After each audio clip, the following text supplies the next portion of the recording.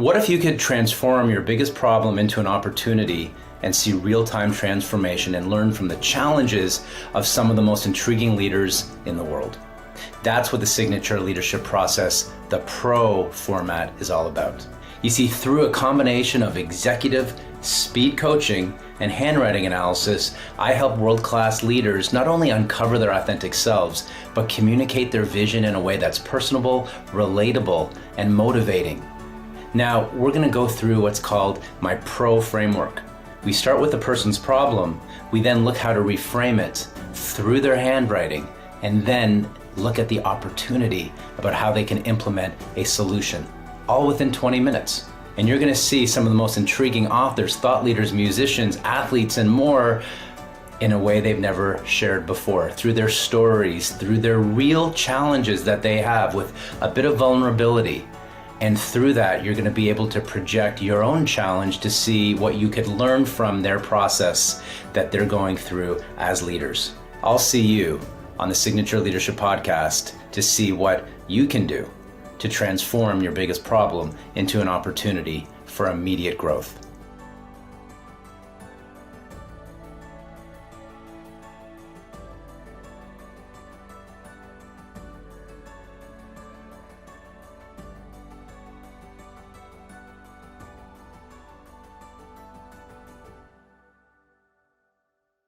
Hi, welcome to the Signature Leadership Show Cumulative Edition. Here we're going to look at what some of the highlights were over the course of the past month and a half of the Signature Leadership Show, where world-class leaders uncover their authentic selves, and in the process, we uncover ours.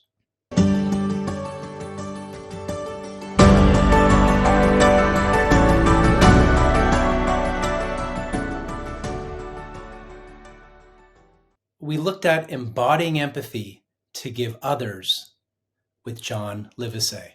Empathy is a critical component, as you would know, of emotional intelligence. Yes. And emotional intelligence is about, on a social level, understanding people socially. On an emotional level, it's empathizing with people or caring what they care about. It's emotional regulation as to feel deeply about how other people are experiencing it, but you don't go so far as to actually completely, although I think sometimes you might, as I do with this trait too, but I think you have a good balance of understanding people, but pulling back just enough to know that if that boundary is crossed, you try not to absorb too much, especially if it's a negative emotion. What I'd love to do is jump right in and look at your handwriting. Okay. So I asked you to write a few lines beforehand, and I want to see if we can apply what I see in about 10 to 20 seconds in your handwriting in dealing with accepting the process, dealing with the uncertainty as speakers, as consultants,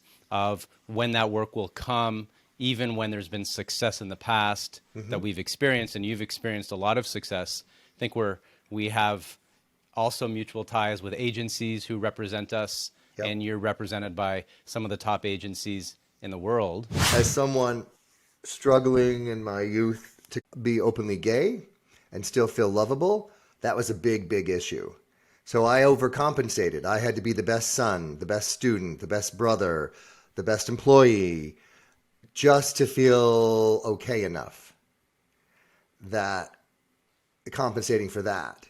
And I think some of that is still there. Who I am isn't enough sometimes unless I'm really overachieving or over delivering. And so that's where I would say I could maybe cut myself some slack and just have a little empathy going, no, at this point in your life, you are enough, and you don't have to keep constantly trying to prove yourself to other people or even to yourself that you're enough. What's one action you could take when we get off in about 2 or 3 minutes toward making that happen? Ironically, it's not some I need to make 5 more phone calls a day kind of thing or send more emails out. It's more taking my own advice I give other people about being more empathetic to myself. And also, we think we want to give X number of talks a year, but maybe that would be physically exhausting.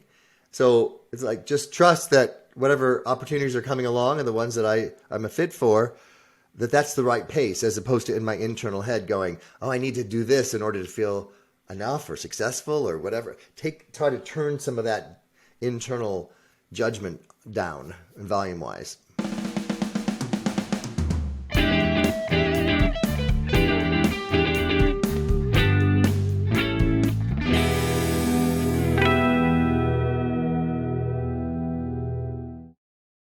Redefining Resilience for Real Growth with Stacey Copas.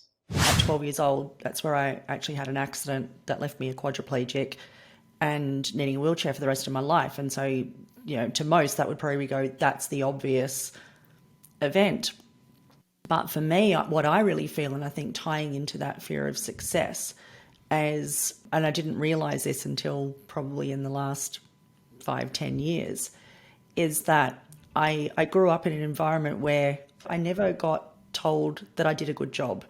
I never got told that I'd done well, and I became incredibly competitive academically and athletically because that was like a measurable way of going that I did a good job.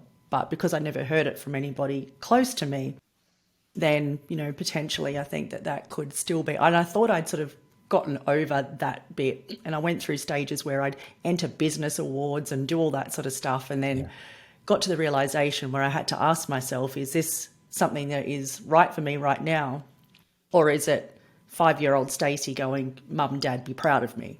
Your writing itself is quite large and central. It's fluid, right? So you come across to other people as this adaptable, this nurturing, this supportive friend, partner.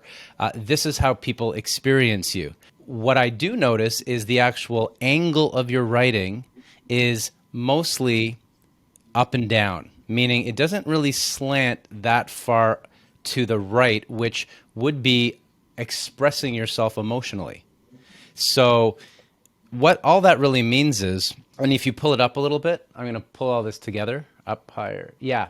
So your actual S, right? So your S in your name it does slant to the right. So the writing is up and down, right? And that tends to represent someone who is a practical, objective thinker. So you don't make decisions from an emotional place. You make decisions based on a practical, objective, and a rational place. Yet your actual letter of your first name, it slants to the right. So you can put it down now if you like. So when the S slanting to the right shows this emotional side of you, this more emotionally expressive side of you, that in a professional setting as a keynote speaker, and from one speaker to the other, whether you're a consultant or a workshop facilitator, however it shows up, I would ask you, how can you bring more of that emotionally vulnerable person? It's not wearing your emotions on the sleeve type of vulnerable, but that S is showing me the way it's slanted. It looks like a musical instrument. So there's this musicality in how you might express yourself, right? Like that's really clear. That's a beautiful artistic component of how you show up. But I'm not talking about that so much. I'm talking more about that emotional expressiveness, which as in your job, in your career, that might be what is not holding you back, but I think people might want to see more of, is how can you show up emotionally expressive in your resilience? After I had the injury, I ended up spending 8 weeks flat on my back with a sandbag either side of my head, pretty much staring at the ceiling. And yeah, I had a lot of time to think then. And it was interesting that the things that I worried most about were probably not the things that most would worry about.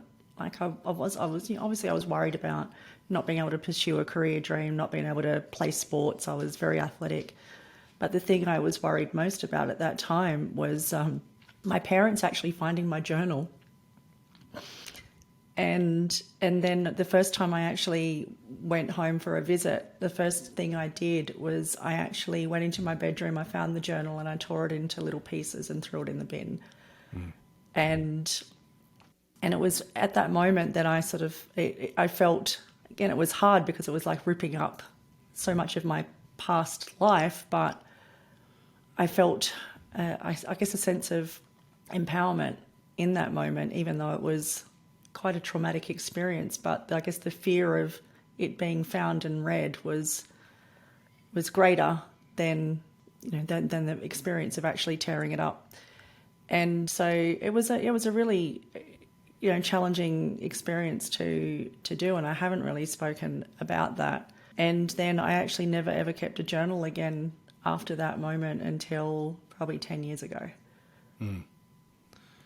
So how does it make you feel when you think of it now?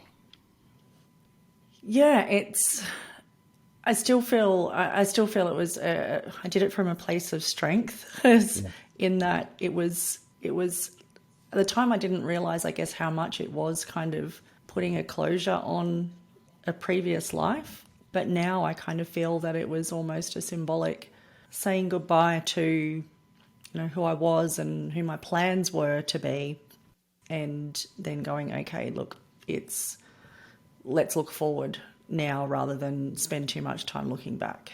Is that the takeaway, you think? Yeah, I hadn't thought about it in that way until talking about it now. I sort of just felt it was, more from a place of fear at the time.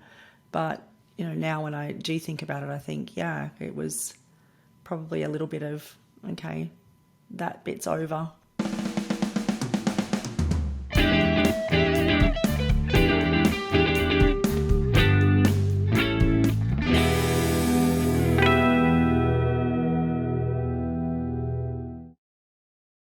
Leadership Redefined with Jack Healey and Dr. Nick Maes. So I have your book here, and you wrote me this beautiful note to myself and my family.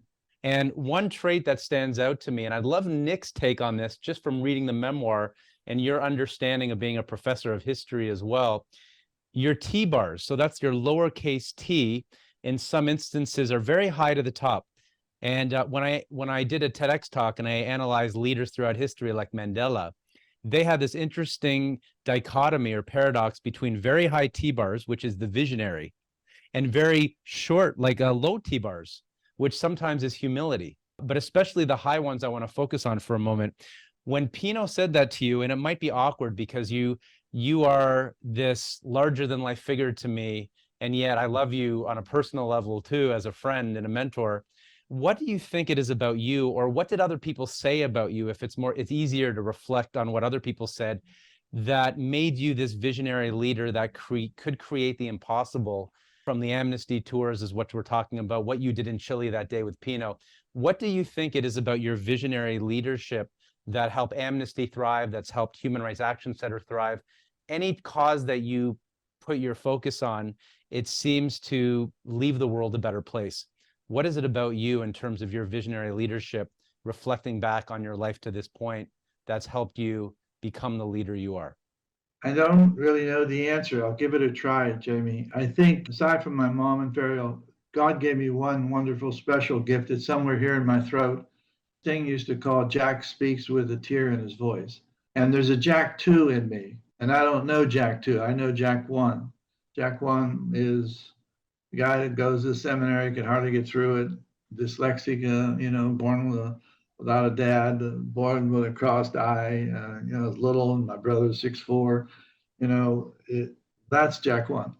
And Jack 2 is someone that can excel and lift the stadium in Wembley Stadium with my voice. Knows he can do it and does it, doesn't want to do it again because he distrusts the Hitlerian quality of great speakers. I distrust my own voice. I don't like people being easily convinced of things. But I think it was my voice, of my ability to speak, that built Amnesty. I think if I had one trait that I thought was valuable, is that whatever Jack 2 and Jack 1 come together, he can do something that Jack 1 can't do. Nick, I want to ask you as we wrap up, what did you appreciate about this conversation that the three of us had? My fear was just slightly that the glitz might affect the blitz. And what I mean by that is the human rights obviously is the purpose of, it's been the purpose of your life, and it was the purpose of these concerts. And there was always a little voice just warning me, well, is everyone getting involved because they want to get a piece of Bono or Springsteen or Sting or one of the other pieces? And I was also wondering, is it possible that working in such an orbit, is it possible that it ends up not corrupting, but part of the gold is the fame and the wealth and the music and the adoration? And I think I got my answer. It was a means to an end. It really was a means to an end, and the end is so noble that it actually transformed the means from something that could be somewhat base into something golden as well. Really, it's been such a pleasure meeting you, Jack. Truly. Thank you, Nick. Thank you. I And- appreciate that. Yeah. And I'll add that knowing Jack for 25 years and speaking to him for hours on end and reading his works and volunteering for various causes that he's participated in, even helping edit a chapter in this book. What I was hoping from this short session, which is just coming on just over an hour, was reminded me of Citizen Kane, where one of the journalists who's looking at the life of Citizen Kane in that movie says, I've realized that you can't define a life on a word, or you can't define a life on a sentence. It's impossible to sum up such a rich life. And with Jack, my fear was, with all that you've done, with all the impact you've made in the world, like you said, one person can change the world, and you are the quintessential example of that in my lifetime. I didn't want to just have a few snapshots that didn't get the bigger causes, which ultimately you devoted your life to through the work you do. And I still don't think a podcast episode can sum up a life, especially a life like Jack's and the work you've done. I think, though, it's a really sound and grounded introduction and conduit into the next step, which I would encourage those listening and watching on YouTube to check out the book we've referenced many times, Create Your Future. Because if there is a guidebook, if there is a call to action, you can find it in here to see what you can do to create your future and to make your community a better place in what human rights means for you. Jamie, you'll find out in your own career, I'm sure, Nick, too.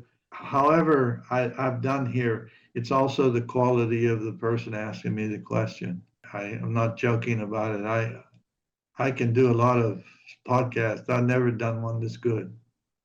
So thank you very much for being prepared and knowing your stuff. And I mean, it's been a real joy for me. Usually I struggle to work at it and do my best, but this is like, you lit me up emotionally at least 10 times. And thank God I didn't cry. You don't want to see an Irishman crying. It's a terrible scene.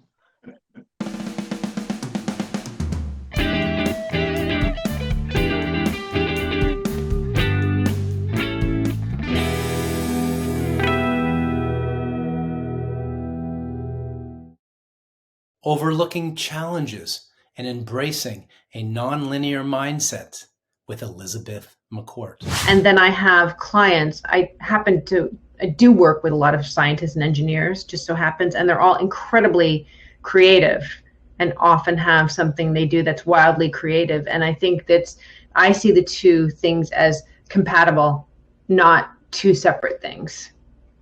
How are they compatible?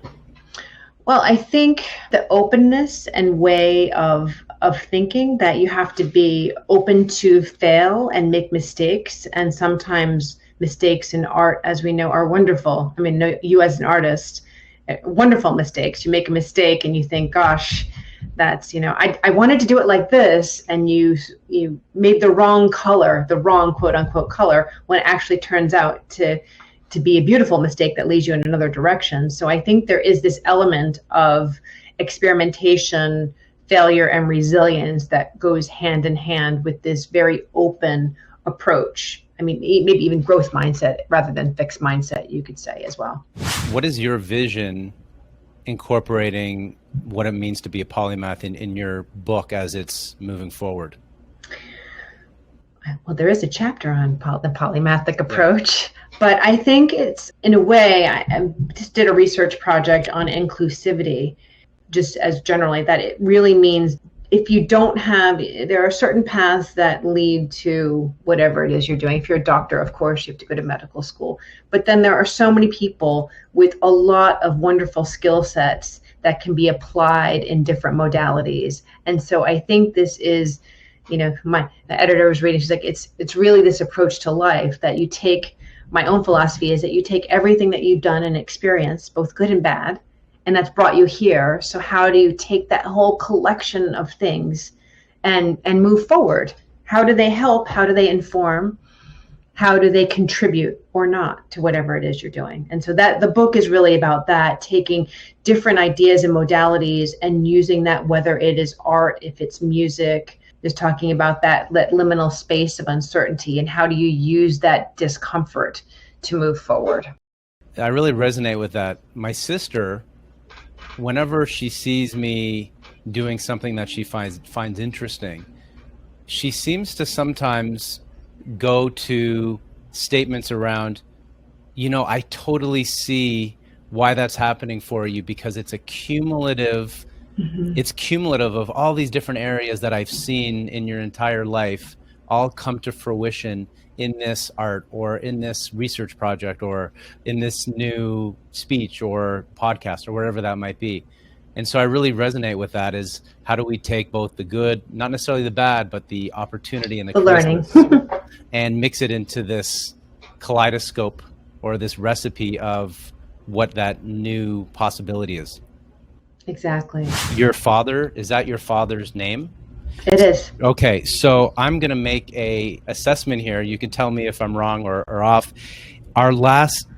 Sometimes traits are connected to the name in our signature that it's connected with. And so in this case, I'm going to say that there's something in your vision that's honoring your last name, your father, which is the name your father gave you. There's something that's motivated or inspired in terms of your vision, that specific area of your life where you wake up and you think of what you're planning, what your vision is, and on a subconscious level, because handwriting is subconscious, or it could be conscious, you think of your father, and he forms, and he's an inspiration for you in this regard. Well, that's very touching. Me almost made me cry, because it's very, very true. As I think I told you, my father passed about 20 years ago, which is why I moved to New York, and I think his signature is a bit similar. I write like my mother and my grandmother. We all went to the same kind of school, but my signature, and actually he was a sports coach and a very inspiring coach that people still come up to me. It's been 40, 50 years since he's taught some people, and they tell me what an impact they made on their lives. So I think, yes, that I think of him as a guide and role model, always. Can you think of anything on the spot that he said, or a quick story that was inspiring to you in that way? Sure. I often tell people I'm working with, especially in groups, that something I learned from my father was that to really be resilient, that he said to me, Elizabeth, because not everything's going to work out, and you're going to have to hustle, you're going to have to fall down, and you're going to be bruised, but you're going to have to get up, and you're going to have to keep going.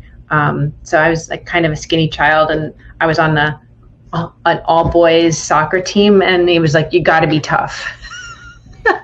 and I said, I was small, but I really tried to be tough, and I could keep going.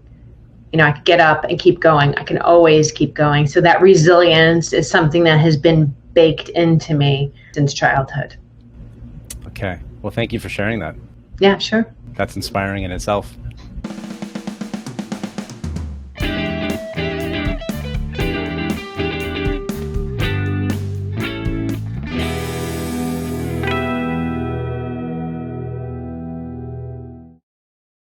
Unleash the magic within and rewrite your life story with Mike Ganino.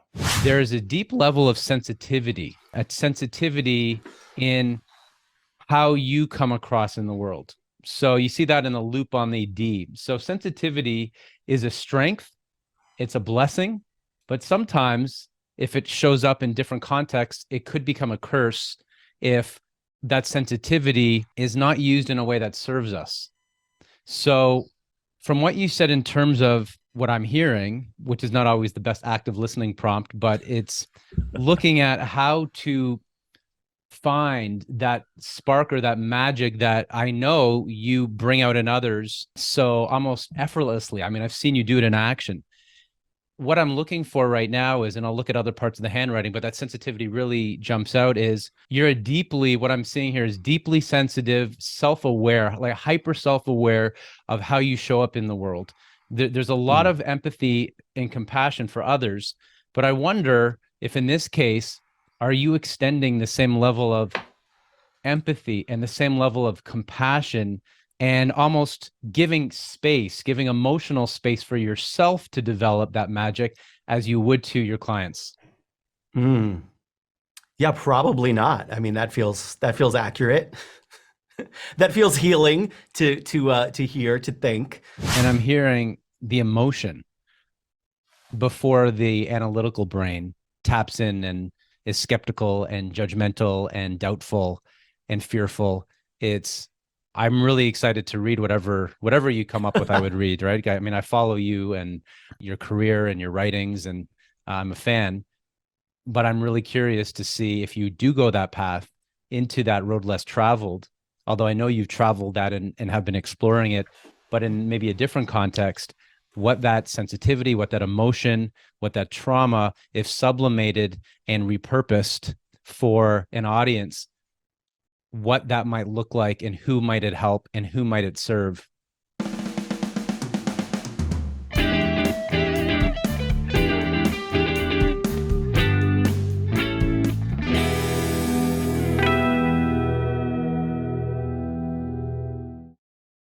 Unmasking Leadership Blind Spots with Mark Taylor.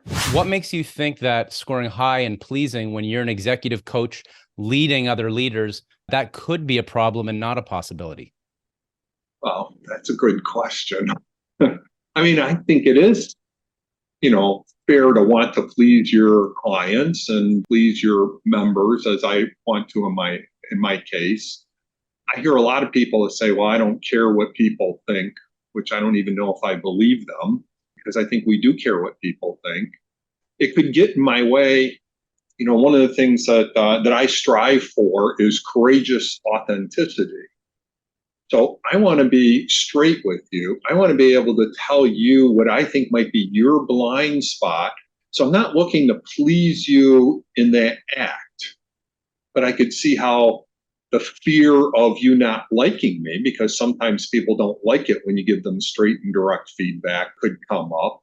So that's how I think it could get in the way of your leadership competencies. This desire for leadership, this high visionary goal of constantly wanting ambitiously in a good way to drive forward and to be the best you can, to add as much value as you can, this healthy size ego of caring how you come across to other people, and the mother figure being so predominant. I think those all might be connected in that you're going back and you want to please your mom. You want to, there's something in you that is driving forward to let your mom know that you're doing okay, that you're continually thriving for something beyond yourself. And how is that landing so far? Yeah, no, that's spot on. I don't know that I told you, but my father left when I was 6 years old. And my mom said, okay, you've got to be the man of the house. I have 2 younger brothers, and she put me in charge. I was the leader of my 2 brothers, and I always wanted to please my mom. That's where I was looking for approval, was pleasing her. And she's of German background and wasn't pleased very easily. I think I got the perfectionist quality in there. I mean, I would spend hours like cleaning the bathroom to earn my allowance, and she would come in and say, oh, you missed the spot over there, and you missed the spot over there. So it felt like I could never really please her. Mm-hmm. Well, thanks for sharing that. Is there a better goal to pursue moving forward? So we started with pleasing as being the center point of, or the foundation of, one thing you think as a leader of leaders you could improve, is there a better goal to pursue moving forward where you can let go of that which you cannot control, which is what others think, feel, or do, and the outcomes that come out of a gathering that you organize? I mean, I think my goal has got to be just to do the best I can do. I mean, to hold that intention that I'm going to give 100% and accept that what lands on people, and what doesn't. So it's that acceptance part that is my goal. It's just to accept that the outcome is the outcome. It is what it is, as people like to say.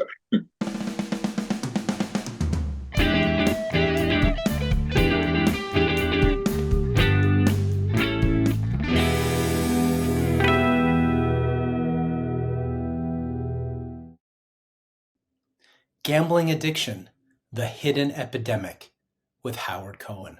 How would you recognize or identify if you are an executive or a leader, whether you have 5 people in an organization or 100, even though that's a different dynamic, the behavioral signs? You mentioned some of the specific ways in terms of the bank account. Can we expand on that a little more? Can you tell me a little more about your experiences in working with executives? What were some of the signs that other people might have missed that, with your rare level of expertise, you pinpointed that this person has a problem with gambling? Well, I'm often invited to a seminar along with other experts in other fields. And I've been going to Gamblers Anonymous now for 45 years. And the first thing when a new person walks in who's either denial or doesn't know, or something's not feeling right, or the wife or the parents have asked them to go, or her, there's something called the 20 questions. And it's purely yes or no answers. Do you lose work or school due to gambling? Has gambling ever caused you unhappiness in your family? And we don't have time to go over the 20 questions, but it's been used for 50 years. And very few words have changed.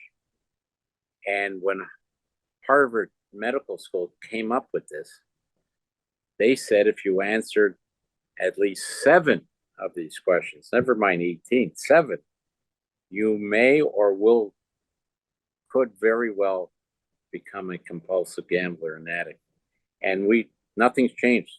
45 years ago, I walked in and I answered 18 of that 20. And often new people come in who don't think they really have a problem because they haven't lost their house yet or their family, will answer 20. Now, certainly way over 7. I've never been in a room where somebody got 5, even when they're in denial. You're only as sick as your secrets. You're only as sick as your secrets. If we can get some honesty in that room, that person who was so scared that everybody will leave them and walk away from them, it's the opposite. People want to love you. People want to see somebody sick getting better, not somebody sick staying sick. With that, it's not a whole lot different than what you watch on TV. You bring together people that love the individual, or could be an employer, could be a priest or rabbi or whatever, and you have them look directly in a truthful, not condescending way, and tell the addict what they think, what they see now, what they would love to see, the old person before they became an addict, and how they can help and make the addict realize for the first time the running has to be over. And there's boundaries. Look, these aren't 100% good news stories. If 20% are successful, I've done my job. Hopefully more than that, but I'm a realist.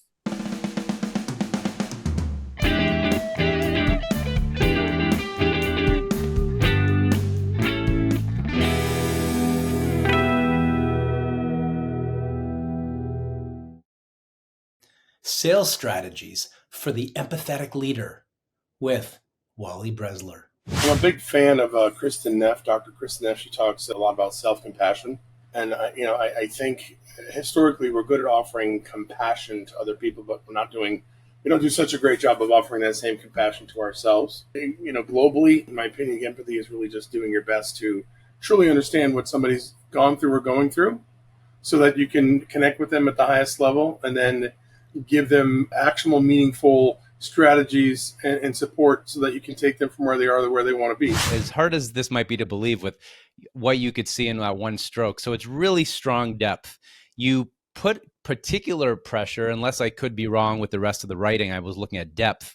That's the pen pressure, right? So nothing in handwriting is accident. It's what lies beneath the surface. You can't lie when it comes to handwriting. Not that you would. It's a reflection of how you're showing up in the world. That level of pressure might represent that you'll forgive, but you won't forget when it comes to your past. So based on challenges that you've dealt with connected to your last name. So it doesn't necessarily mean there was someone in your immediate past who did something to you. It just means that growing up, you experienced pain or trauma or difficulties, and you do not forget what happened, but you've reframed those as you've moved on. So you feel things deeply. You are a person that I would say still waters run deep, that whatever you show on the surface, you have layers and layers that only people who you really trust will really get to know, and that you're not an open book with that because you've learned over time to take time and trust before you truly show your full vulnerable self. But yet, that level of pressure and depth shows that you have the ability to empathize, as we've been talking about, but your empathy is to the point where you have the ability to feel what other people are feeling because of that depth of pressure, because of what's happened to you, but yet you're an objective thinker. So you have this paradox, and people are paradoxical, so that you will look at someone else's problems or challenges, but you'll be able to cut through the BS and help them with just enough compassion and empathy that goes right on the border of, I'm going to help you, but I'm also not going to get so wrapped up in your stuff that I can't see with a clear field as to what is going on. So a metaphor would be, you can, if we were in a nightclub, you could look at from the DJ's booth, looking down and seeing the person on the dance floor going through their day to day and getting in their own head.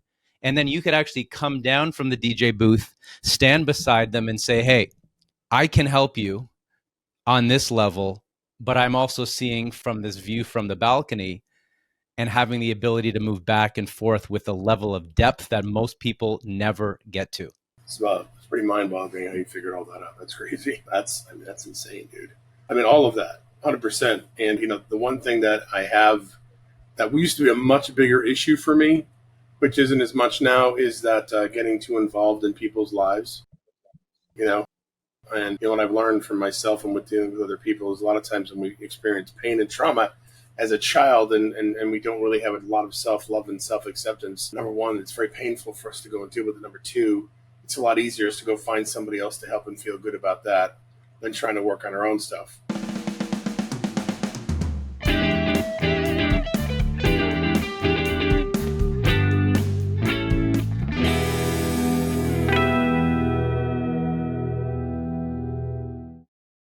Harnessing the Power of Connection with Bobby Umar.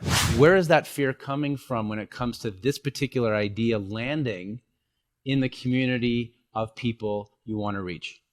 Wow, it's a tough question. Sometimes I wonder maybe if, because I typically am pretty confident with sharing my ideas. I'm an idea generator all the time. But in terms of the acceptance of the idea, I think that I'm always mindful of people's time. I'm mindful of people's, do people want to spend time helping me achieve this goal and working on something that I'm trying to build, even though it's not really building for them, it's building for myself mostly. I think maybe that makes me a little bit more trepidatious that if I put it out there, will anybody even want to do it or help me do it? If you were to empathize, if you were to really care about what they're caring about, which I know you do, how would you on the spot articulate that to me of what they value if you care so deeply about what they care about? These are tough questions. I don't know. I think when I think about what they're going through and what they're feeling, a lot of them are feeling kind of stuck and at the beginning, and they don't know how to get going. So I think that, if I could probably prescribe a lot more tactical things to just get them started, to get them to start moving forward that first 5-10%, which will lead to the rest. I think maybe that's, something that I am not doing specifically, but I probably could focus more on those beginning steps. I often talk about things in more advanced terms, like in terms of my 500,000 followers on Twitter, and 47,000 on LinkedIn, and here's what you got to do as a speaker. But the basic steps of starting the business and having your target audience and getting your brand going. What exactly are those first little bits? And maybe that's where I could spend more time focusing on.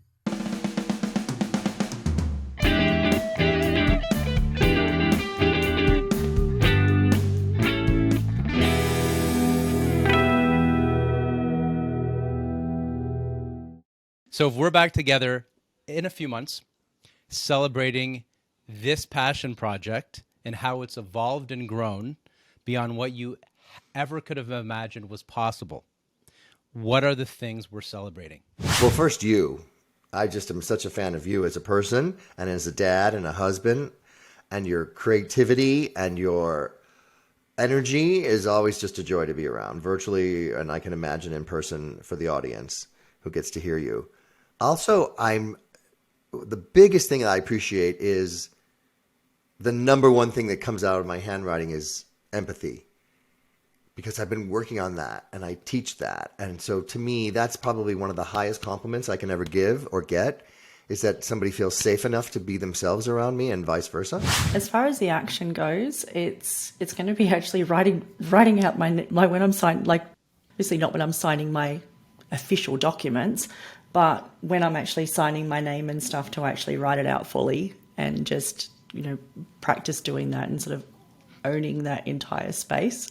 And that's one. The other one is definitely going to be implementing those more emotional and more vulnerable stories into my speaking. And what I've appreciated about this is it's beyond being able to reconnect with you after meeting you so many years ago in Toronto and having a great mastermind experience there.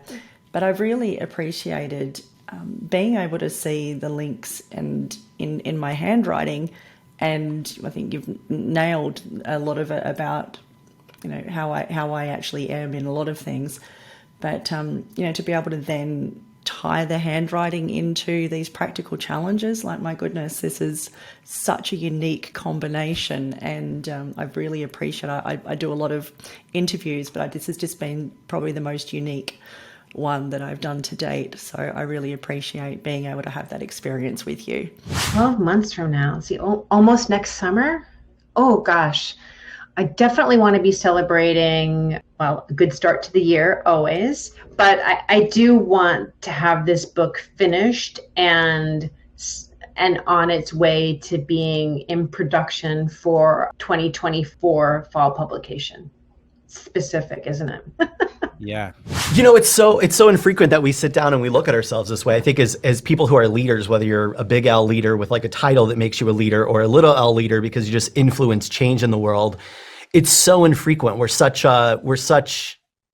givers. We're such looking out for everyone, taking care of everyone, setting things up for everyone, looking at the vision. We don't often stop and think about these moments of what is it that I need from this work? What is it that I'm being called to express in this? And I think, I hope, I believe, I'm on a mission that is the ultimate role of leadership, is to express what's ours to express. And this process, this conversation with you, gave me a way to tap into that and look at it for myself in a way that I don't. Again, I would be out here saying, you should express, you should do these things, you should do this. And yet I have that internal block as well. And so I think for folks who are leaders in big L or little L capacity, we're so often leading other people, we don't stop to say who from inside of me, who wants to be led and where shall we go? Well, whenever I do this, and certainly this one today, it's education. It's to people who are watching. If I had time, I'd do 1,000 types of things, but this reaches big amount, small amount, who knows what amount, but you only have to reach one, as far as I'm concerned, for them to understand it. And understand that this is, as I said an hour ago, a tsunami and it's money. And that's a lethal combination. So that's what I see from doing something like this, going public on the seriousness of addiction generally, but more specific, the gambling addiction, which seems still in an area of fun. Alcohol is in the area of fun until you drink so much and you're drunk, and then you could kill me on the road.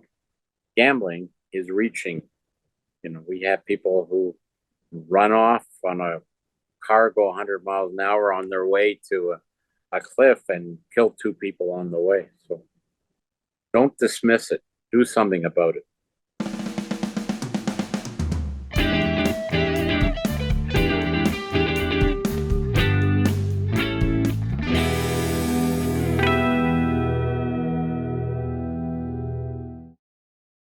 Well, folks, that brings us to another extraordinary episode of the Signature Leadership Show, where we help world-class leaders uncover their authentic selves. We hope you enjoyed this special compilation, a journey through some of the most memorable moments from our past episodes.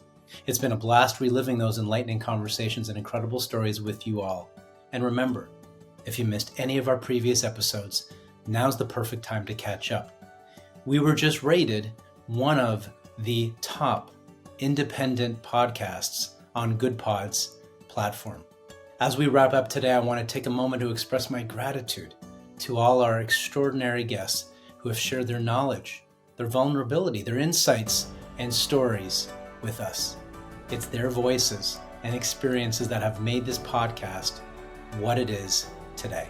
If you have been with us since the beginning, thank you for your unwavering support. And if you're a new listener, welcome to the Signature Leadership Show. We have a treasure trove of past episodes waiting for you to explore, so be sure to check them out. Before I say goodbye, remember to subscribe, rate, and review our podcast. Your feedback means the world to us and helps us improve with each episode. Also, don't forget to follow us on social media at Jamie Mason Cohen to stay updated on future episodes and exciting, relevant, useful, leadership-based content.